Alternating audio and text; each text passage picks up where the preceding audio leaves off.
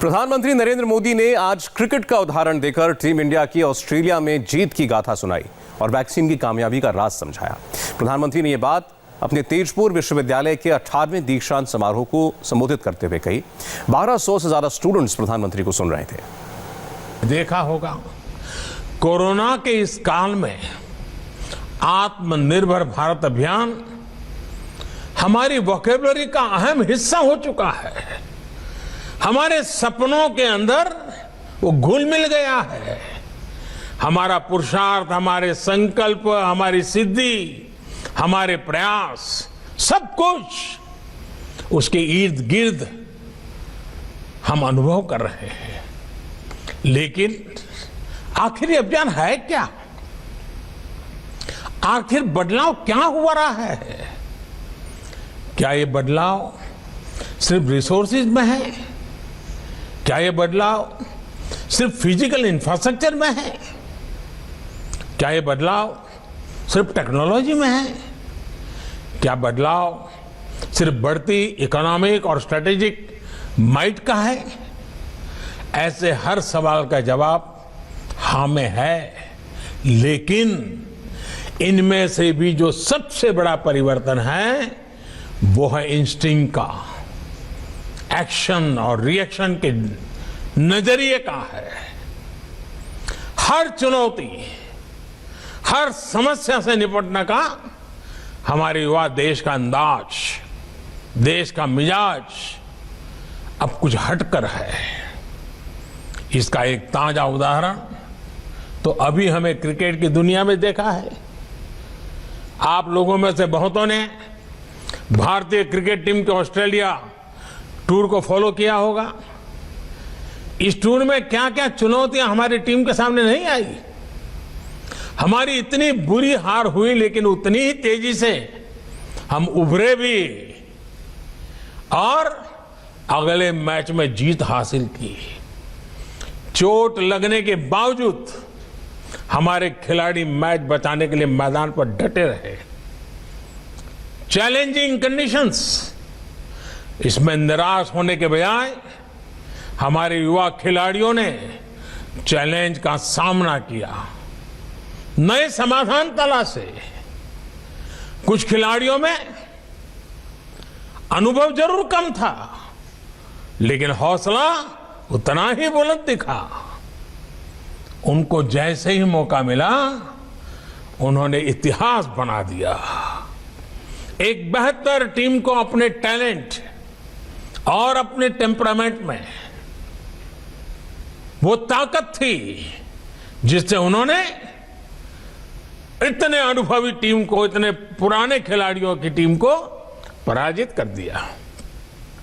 युवा साथियों, क्रिकेट के मैदान पर हमारे खिलाड़ियों की ये परफॉर्मेंस सिर्फ स्पोर्ट्स के लिहाज से इंपॉर्टेंट नहीं है, एक बहुत बड़ा लाइफ लेसन भी है। पहला लेसन ये कि हमने अपनी एबिलिटी पर विश्वास होना चाहिए, कॉन्फिडेंस होना चाहिए।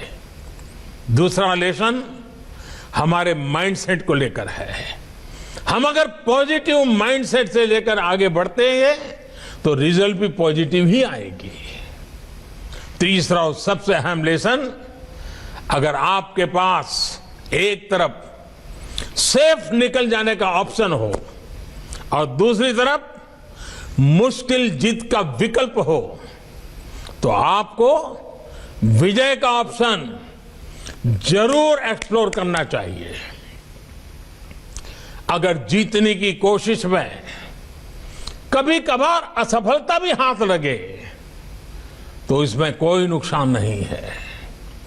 रिस्क लेने से, प्रयोग करने से डरना नहीं है। हमें प्रोएक्टिव और फियरलेस होना ही पड़ेगा। हमारे भीतर जो फेलियर का डर होता है, हम जो अननेसेसरी प्रेशर अपने ऊपर लेते हैं, उससे जब आप बाहर निकलेंगे तो फियरलेस बनकर उभरेंगे भी। साथियों, हौसले से भरा हुआ अपने लक्ष्यों के प्रति समर्पित भारत सिर्फ क्रिकेट की फील्ड पर दिखता है ऐसा नहीं है। आप भी तो इसी ही एक तस्वीर है। आप आत्मविश्वास से, सेल्फ कॉन्फिडेंस से भरे हैं। आप लीड से हटकर सोचने और चलने में डरते नहीं हैं। आपके जैसे इसी युवा ऊर्जा ने कोरोना के खिलाफ अपनी लड़ाई में ही भारत को बहुत मजबूती दी है। आपको याद होगा, इस लड़ाई की शुरुआत में ऐसी आशंकाएं जताई गई थी कि इतनी बड़ी आबादी वाला भारत रिसोर्सेज के अभाव में कोरोना से तबाह हो जाएगा। लेकिन भारत ने दिखाया कि रिजॉल्व और रेजिलियंस अगर आपके पास है तो रिसोर्सेज तैयार होते देर नहीं लगती। भारत ने यही किया। भारत ने हालत से समझौता करने के बजाय मुसीबत बढ़े इसका इंतजार करने के बजाय तेजी से फैसले लिए, प्रोएक्टिव होकर फैसले लिए। इसी का परिणाम है कि भारत वायरस से ज्यादा प्रभावी रूप में बढ़ पाया, प्रभावी रूप से लड़ पाया। मेड इन इंडिया सॉल्यूशन से हमने वायरस के फैलाव को कम किया, अपने हेल्थ इंफ्रा को बेहतर किया। अब हमारे वैक्सीन से जुड़ी रिसर्च और प्रोडक्शन की क्षमता भारत के साथ साथ दुनिया के अनेक देशों को सुरक्षा कवच का विश्वास दे रही है। अगर हम अपने वैज्ञानिकों, अपने रिसर्चर्स, अपने स्कॉलर्स, अपने साइंटिस्ट, अपनी इंडस्ट्री की ताकत पर भरोसा ना करते तो क्या ये सफलता संभव हो पाती? आज का भारत समस्या के समाधान के लिए एक्सपेरिमेंट से भी नहीं डरता और बड़े स्केल पर काम करने से भी पीछे नहीं हटता। सबसे बड़ा बैंकिंग इंक्लूजन अभियान भारत में हो रहा है। टॉयलेट बनाने का सबसे बड़ा अभियान भारत में है। हर गरीब परिवार को घर देने का अभियान भारत में, घर घर जल पहुंचाने का सबसे बड़ा अभियान भारत में, सबसे बड़ी हेल्थ एश्योरेंस स्कीम भारत में, और अब सबसे बड़ा टीकाकरण अभियान भी भारत में है। इन सब का बहुत बड़ा लाभ नॉर्थ ईस्ट को हुआ है, असम के लोगों को हुआ है। ऐसे कार्यक्रम तभी चल सकते हैं जब देश और समाज आत्मविश्वास से भरा हो।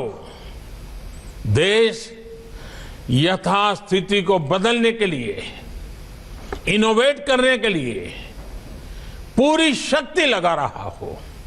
साथियों, आज जिस प्रकार दुनिया में, भारत में नई टेक्नोलॉजी का प्रसार हो रहा है, उससे हर क्षेत्र में नई संभावनाएं पैदा हो रही है। आज हम बिना ब्रांच के बैंक, बिना शोरूम के रिटेल बिजनेस, बिना डाइनिंग हॉल के क्लाउड किचन, ऐसे अनेक प्रयोगों को रोजमर्रा की जिंदगी में देख रहे हैं। ऐसे में यह भी संभव है कि भविष्य की यूनिवर्सिटी पूरी तरह से वर्चुअल हो और दुनिया भर से स्टूडेंट्स और फैकल्टीज किसी भी यूनिवर्सिटी का हिस्सा बन सके।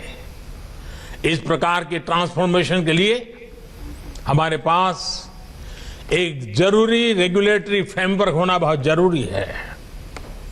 नई नेशनल एजुकेशन पॉलिसी के माध्यम से लगातार उसकी कोशिश की जा रही है।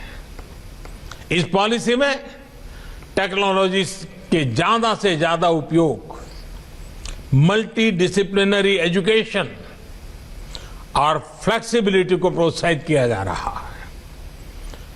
नई नेशनल एजुकेशन पॉलिसी डाटा और डाटा एनालिटिक्स के लिए हमारे एजुकेशन सिस्टम को तैयार करने पर बल देती है।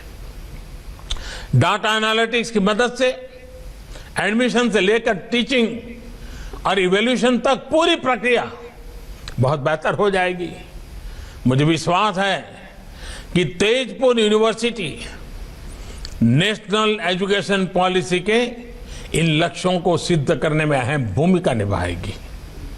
मुझे तेजपुर यूनिवर्सिटी के ट्रैक रिकॉर्ड और उसके सामर्थ्य पर पूरा भरोसा है और मैं अपने स्टूडेंट साथियों को ये बात विशेष तौर पर कहूंगा कि जब आपकी फॉर्मल एजुकेशन पूरी होती है तो आप सिर्फ अपने फ्यूचर के लिए नहीं बल्कि राष्ट्र के फ्यूचर के लिए काम करते हैं।